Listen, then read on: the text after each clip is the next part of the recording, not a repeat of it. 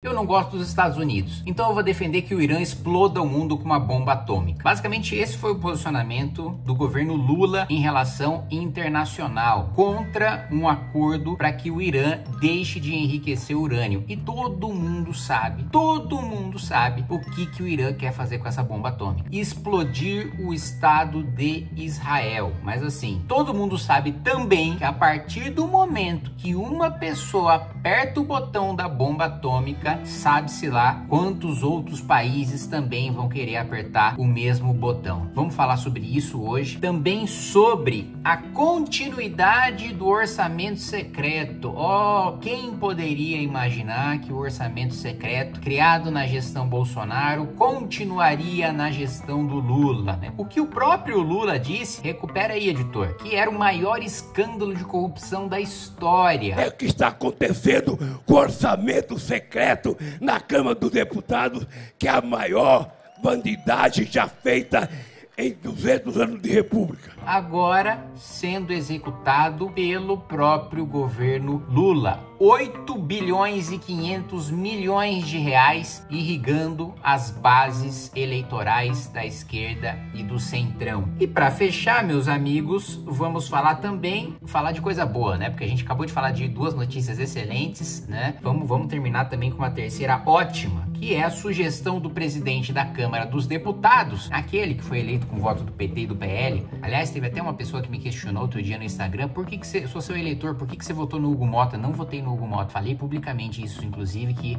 me posicionei antes da eleição em 3 ou 4 vídeos falando do porquê que eu não apoiaria, e mantenho a minha posição e a minha consciência tranquilíssima de não ter apoiado. Essa culpa eu não carrego. Não carrego, aliás, nenhuma das culpas de presidentes da Câmara. Não votei no Maia, não votei no Lira, não votei no Hugo Mota. Perco projetos, perco relatorias, perco relevância dentro do parlamento? Perco. Mas eu prefiro fazer isso e ainda assim ter uma capacidade de aprovar projetos e de barrar projetos superior a de qualquer outro parlamentar. Aí eu digo isso com tranquilidade, com humildade, sem querer arrotar superioridade, mesmo porque não é como se fosse muito difícil também você ser melhor do que a mediocridade do parlamento brasileiro. Possivelmente eu poderia ser um parlamentar inferior se eu tivesse num país desenvolvido. E aí, o nosso excelentíssimo presidente Hugo Mota sugere o quê? Taxar criptoativos como alternativa em impasse sobre o IOF, né? Porque o governo Lula já teve o recado, e eu gravei um vídeo para vocês falando dessa derrota, de que o Congresso Nacional, caso o governo não volte atrás com o decreto do IOF, o próprio Congresso vai derrubar esse decreto. E aí o presidente Hugo Mota deu prazo aí de 15 dias para o governo surgir com uma alternativa.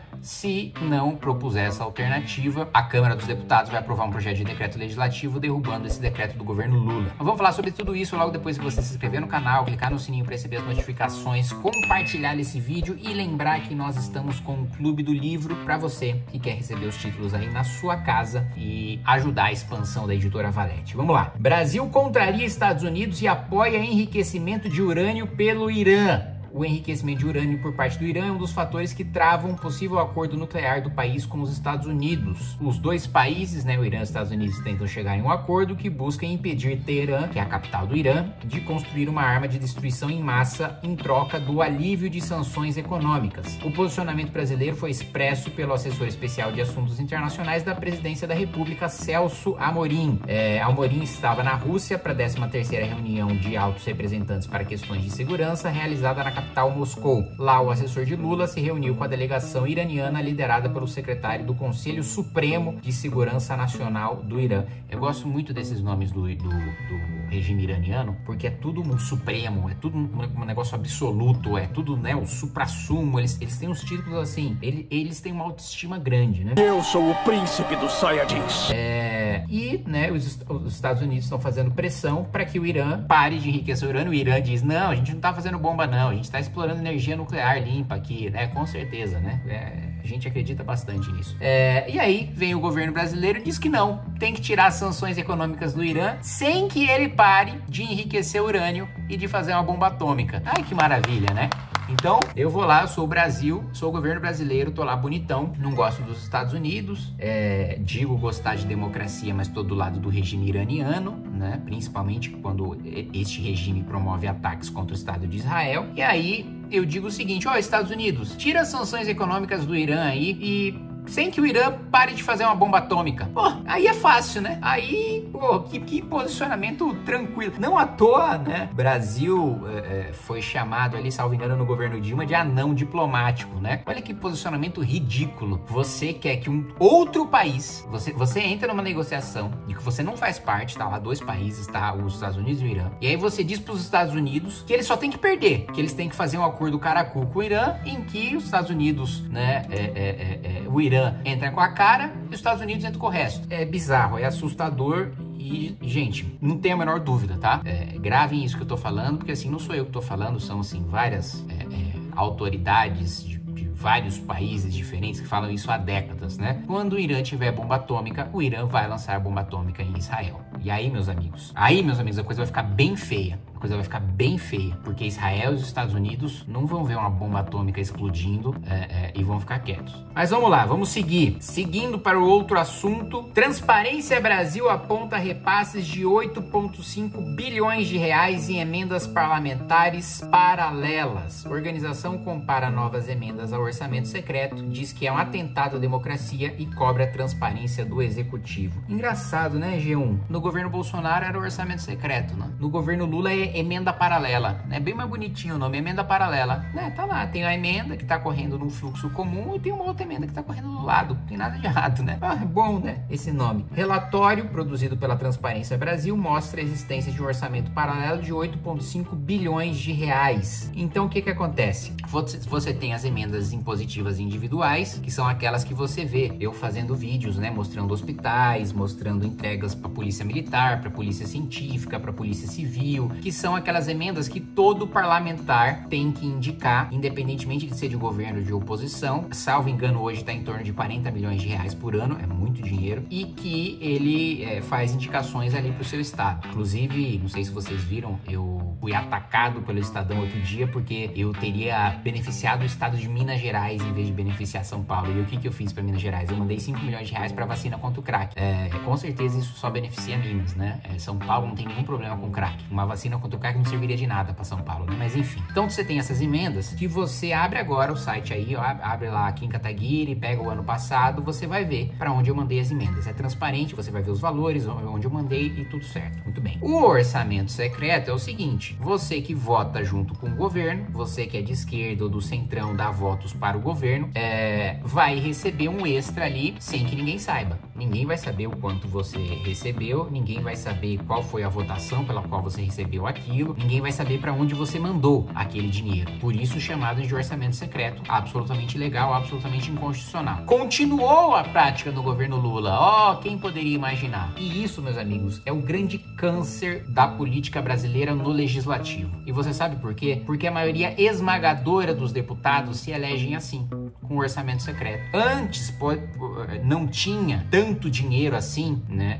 de orçamento secreto, mas ainda assim essa é uma prática de décadas, né? Apesar de um nível muito menor, assim, 10, 15 vezes menor do que a gente tem hoje, desde a redemocratização a gente tem isso, né? A maior parte dos parlamentares se elege inaugurando obras nos seus redutos eleitorais, o que não é função de deputado. País desenvolvido não tem deputado que fica se elegendo entregando obra. Quem entrega obra é prefeito, governador, presidente, ministro e secretário. Deputado legisla e fiscaliza. Pode até aparecer junto de uma inauguração de obra, quando ele for da base de apoio do governo e o ministro e o presidente da república for inaugurar uma obra do governo, ele vai lá, aparece junto, né? Toma algum dos méritos, dos créditos, né? Mas isso aí é do jogo, em todo país desenvolvido. Agora, ele próprio decidir onde a obra vai acontecer, qual que é o valor dela, né? Qual que é a prefeitura que vai executar e tal, qual que é a área, isso não existe. Isso não é coisa de país sério. E aí o que acontece? Primeiro, o que acontece?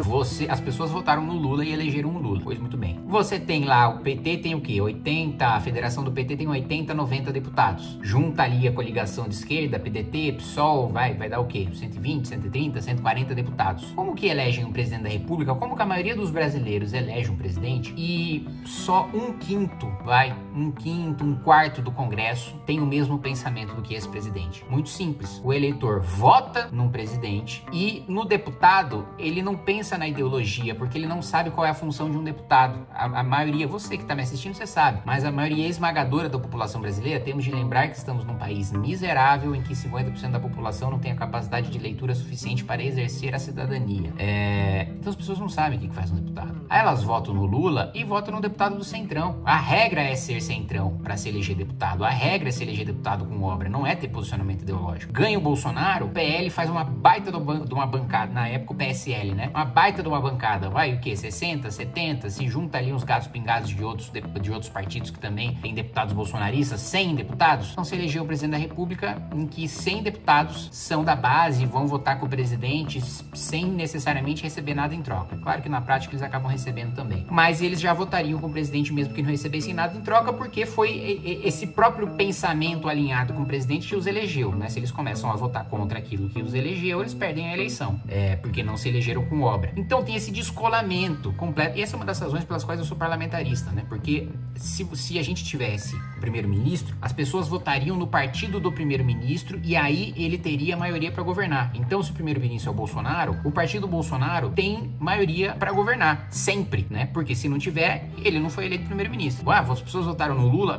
vai ter maioria para governar. E a partir do momento que se perde essa maioria, não tem que perder 1 ano e meio fazendo o processo de impeachment como a gente precisa fazer no Brasil. Perdeu a maioria, meu amigo, vai para casa. Ninguém consegue formar a maioria, vai todo mundo para casa, inclusive deputado de oposição. Isso acontece em país sério. Portugal passou por 3 eleições em 3 anos. E não há nada de errado nisso. Não há instabilidade. Óbvio, isso significa que, né, há problemas de articulação política e de representatividade que precisam ser solucionados. Mas assim, aquele problema, ele não fica se arrastando por 4 anos. Você dá uma solução mais rápida. Dilma, se a gente fosse parlamentarista, 6 meses ela tinha caído. 6 meses ela tinha caído, a gente já tinha um novo governo, a gente poderia ter promovido muito mais reformas, muito mais vantagens. Então, continua aí e eu continuo fazendo o desafio que eu sempre faço em plenário para o excelentíssimo ministro Flávio Dino, relator do processo contra o orçamento secreto. E aí? Vamos declarar a inconstitucionalidade desses 8,5 bilhões, né? Ou você vai, mais uma vez, negociar a lei como você fez no orçamento secreto herdado de Jair Bolsonaro, né? Sem contar os extras do Lula, em que você fala, governo, senta aqui, se entende com o Congresso, eu estabeleço umas diretrizes aqui, mas você continua pagando parlamentares em troca de votos no Congresso Nacional. Você vai fazer essa mesma negociação de Constituição ou você vai ter coragem de declarar inconstitucional 8,5 bi, tirar do Centrão, tirar da base do governo e fazer o governo se virar para governar de maneira republicana? Não vai, né? Não vai. Não tem coragem para fazer isso. Se faz de muito valente, de muito virtuoso, de muito ideológico, mas na hora do vamos ver, é acomodação política, né? E para finalizar, meus amigos, protejam seus bitcoins. E eu que também tenho umas memecoins também, tem que ficar esperto. O nosso genial, brilhante presidente da Câmara, que com certeza conhece muito sobre criptoativos, é um profundo conhecedor e sabe muito bem, né? Tem a completa noção do quanto as pessoas vão sumir com esses criptoativos se decidirem taxar.